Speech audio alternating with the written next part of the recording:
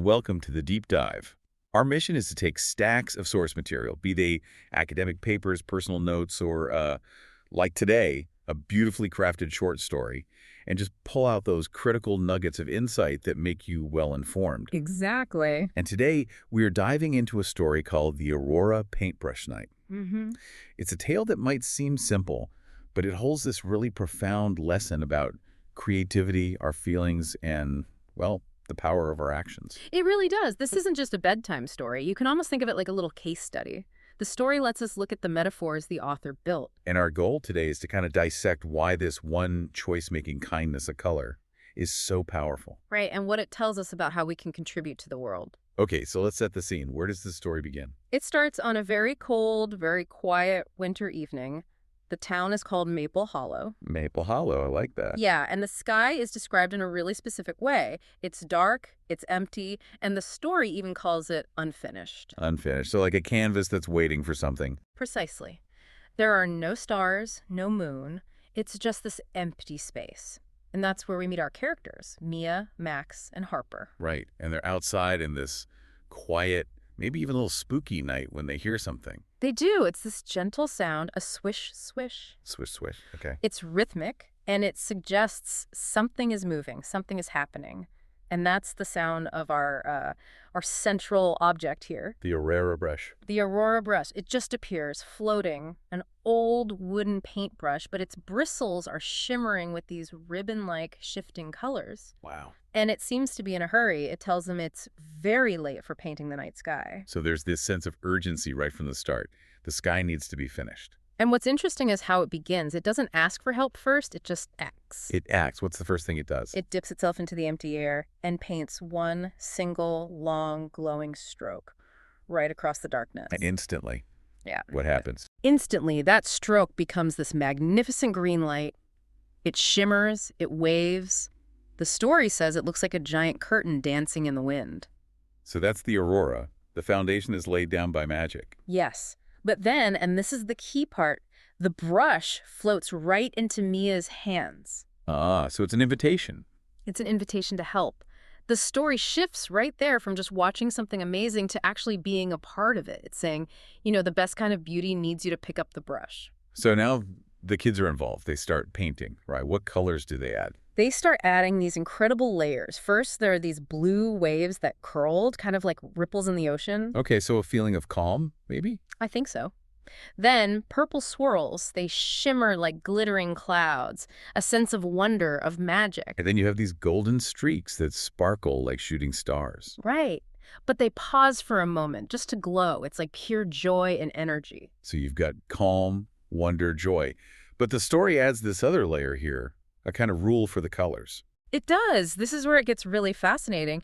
The colors weren't just colors. They responded to the kids' emotions. It's a feedback loop. Exactly.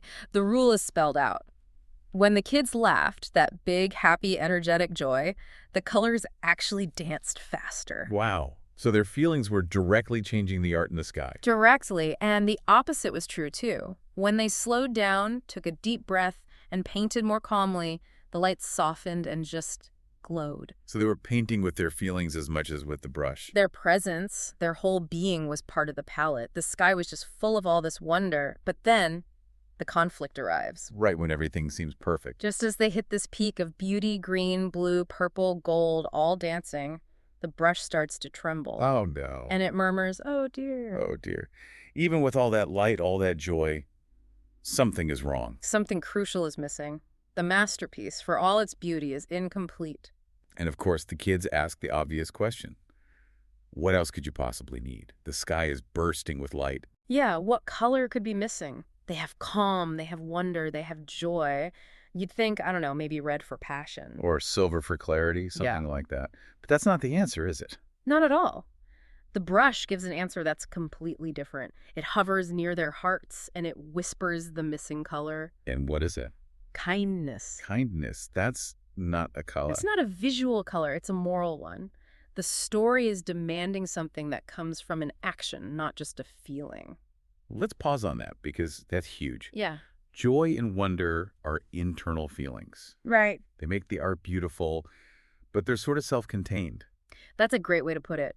The story is arguing that true, complete beauty needs something more. It needs an action directed outward towards someone A else. color of connection. Exactly. And just as the brush names it, the kids get their chance to use it. The little fox. The little fox, they notice it sitting all alone on a snowbank, shivering.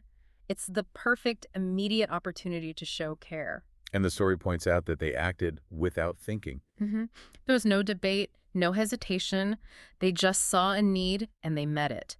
They wrapped the fox in a scarf, shared their mittens, just a simple, practical act of compassion. And the result of that small, kind act. It was instantaneous. The second they helped the fox, this warm, pink glow just bloomed across the sky. The color of kindness. Yes.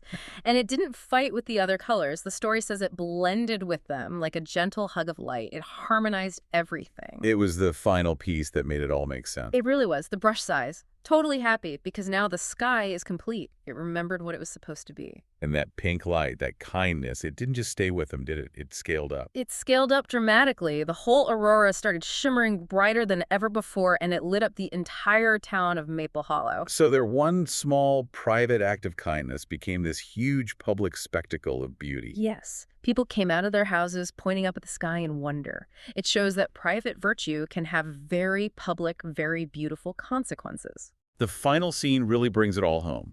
What does the brush say before it leaves? It gives them this perfect summary. It bows, thanks them, and says, remember, when you add kindness, every night becomes beautiful. And then it just fades away into a sparkle. Hmm. But the sky stays. The painting is finished. And the memory stays with the kids forever. Okay, let's shift into our deep dive takeaways. What's the biggest insight we can pull from this? For me, it's the hierarchy the story creates. We usually think creativity is all about skill or, that spark of inspiration, the blue, purple, and gold. Right, the internal stuff. But this story puts an outward action, kindness, right at the top. It says the collective canvas, the whole sky, is literally unfinished without it. So self-expression is wonderful, but it's incomplete until it's connected to an external act of care. Exactly. Creativity, emotion, and kindness. They aren't just related, they're interdependent.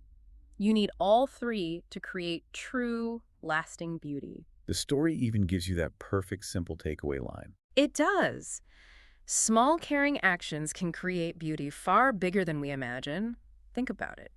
The input was one scarf and one pair of mittens. And the output was lighting up an entire town. That scalability is everything. We often feel like our small actions don't matter in the face of big problems, but this story uses the whole night sky to prove that they do. They are the catalyst. And that knowledge stays with the characters. Mia smiles whenever she sees the Aurora after that. Because she knows she helped paint it, and more than that, she knows why it was complete. The memory of sharing that mitten is the foundation. Which means you, listening right now, have that same power. You don't need a magic brush. Your choices, your small gestures. That's the pink glow. A fantastic dive into how a simple story can teach such a big lesson. It really was. Before we wrap up, though, let's leave you with one final thought to explore, and it comes from that emotional feedback loop. Ah, yes. The paintbrush said their laughter made the colors dance faster. Their feelings had physical energy. So if your feelings are so powerful that they can change the lights in the sky, it raises a pretty important question, doesn't it? It does. What color are you painting today? Yeah. Just by being yourself. Is it the blue of calm, the gold of joy? Or are you ready to add that gentle connecting pink of action? Go explore that.